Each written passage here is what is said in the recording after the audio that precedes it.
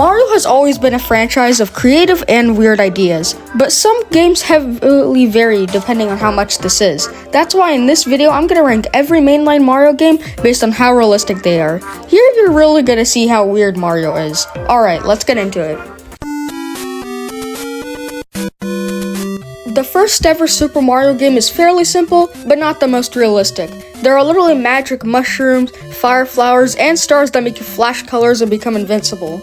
There are enemy turtles and crazy looking Goombas, and a few other wacky enemies. This game is pretty weird all around, but compared to the others, is a bit more. So this will get a solid B tier. The Lost Levels is also going in B tier, as it's essentially the same game, by the way. Moving on to the actual Super Mario Bros. 2, this game is even weirder than the original. I know this was based off of Doki Doki Panic, but that doesn't change the fact on how weird it is.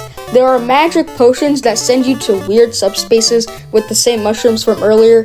There are cursed keys with masks that follow you around, magic carpets, birds on magic carpets, and more. There are even bosses such as fire-breathing snakes, mice with bombs, and more. This game is not that realistic at all, so it gets a D tier.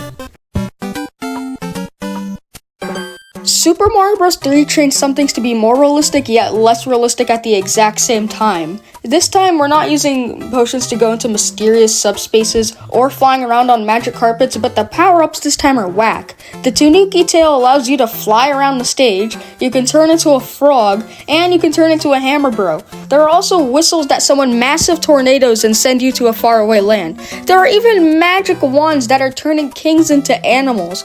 This game is wild. If there was a tier below Super Mario Bros. 2, I would put it there, but for now it gets D tier.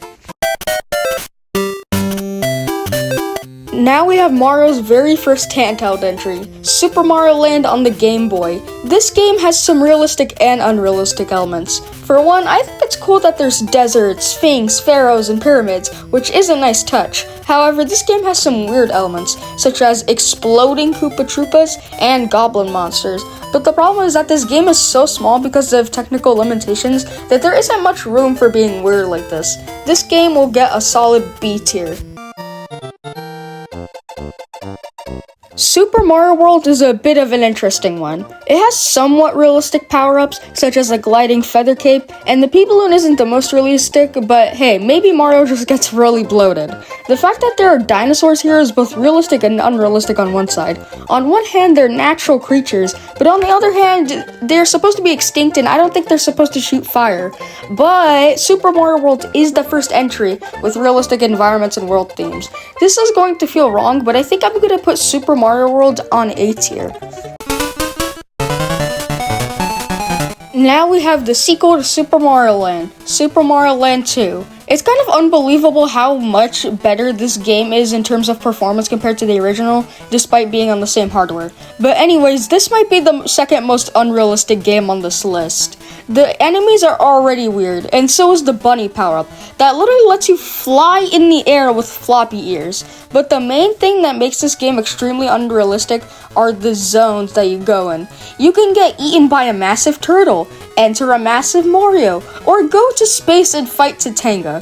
This game is so bizarre, it's gonna get D tier.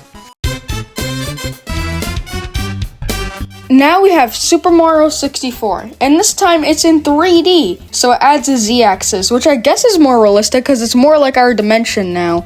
But there are two main things that causes this to be the case. The power-ups are very unrealistic, with flying, turning into literal metal, or vanishing out of existence. The fact that you also get to levels with paintings is also pretty unrealistic. One level I also want to talk about is Rainbow Ride, which literally has you riding on magic carpets on rainbows. The environments are a bit more real feeling, which is good, so Super Mario is gonna get a C tier.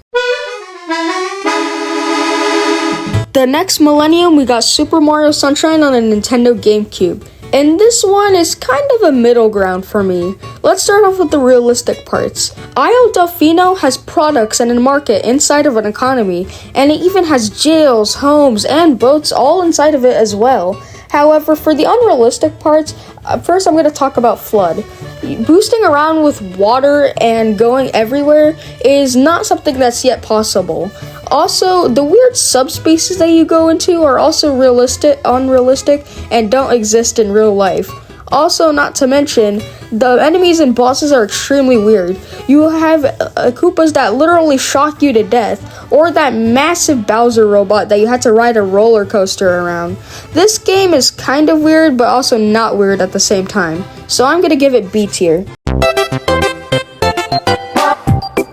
Now we have the games that revived 2D Mario. I'm going to be ranking all 5 of these games together, and I understand why you might disagree with me, but I think all of their gameplay is pretty similar. If you disagree with me, then go make your own tier list. I would love to see it.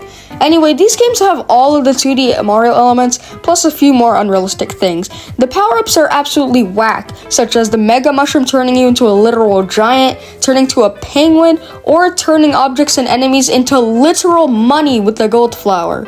Also, I find it kind of unrealistic that you can hop between worlds using cannons. In real life, that would probably kill you on sight. I also find it kind of unrealistic that the enemies are super strange this time around. Like, if now you have Mega Unagis chasing you throughout underwater stages, or you have Lackey Thunders, or Monty Moles in a tank.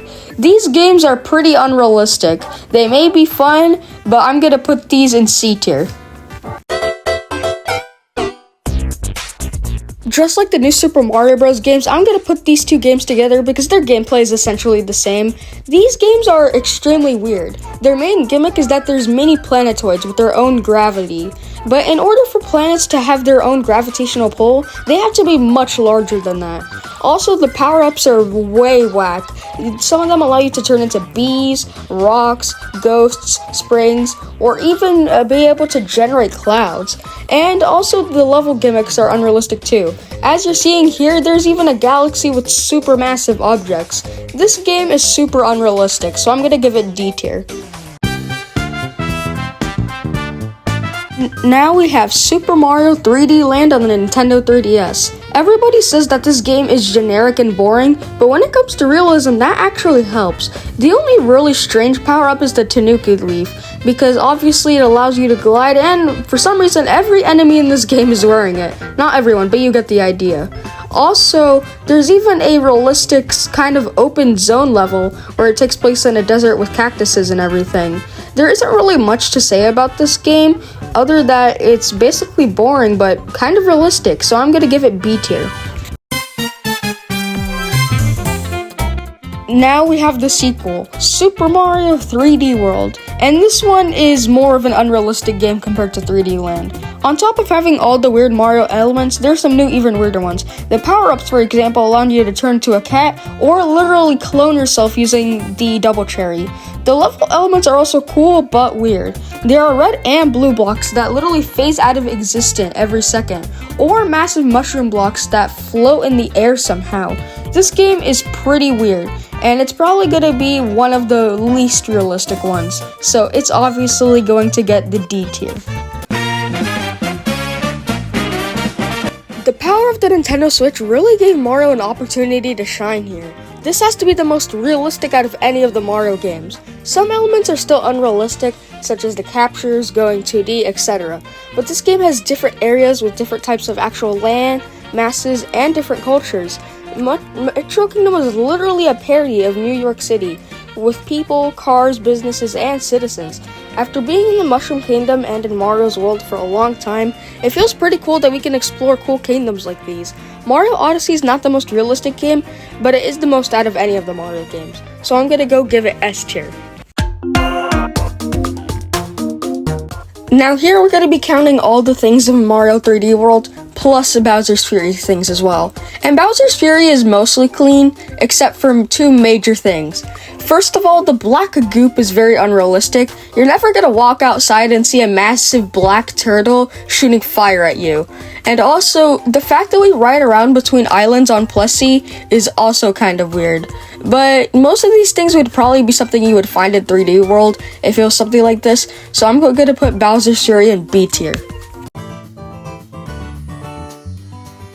Super Mario Bros. Wonder is a fun one, but it has to be the least realistic out of any of the Mario games. The power-ups are already weird, allowing you to turn into an elephant, blow massive bubbles, and drill into the ground. And there are flower creatures named poplins and even weirder enemies such as singing piranha plants. But the main reason why this game is so unrealistic is the Wonder Flower. It changes the level with things such as massive hippos in space, turning into a Goomba, or literally changing dimensions. Mario Wonder gets a D. And now that our tier list is complete, you can really see how goofy and wild Mario games are. And in my opinion, it should stay that way. Being realistic doesn't necessarily mean a game is good. And I enjoyed how all this franchise is. Thank you guys for watching this video, and please subscribe because I spent a lot of time on this video, but it's completely optional. Alright, bye.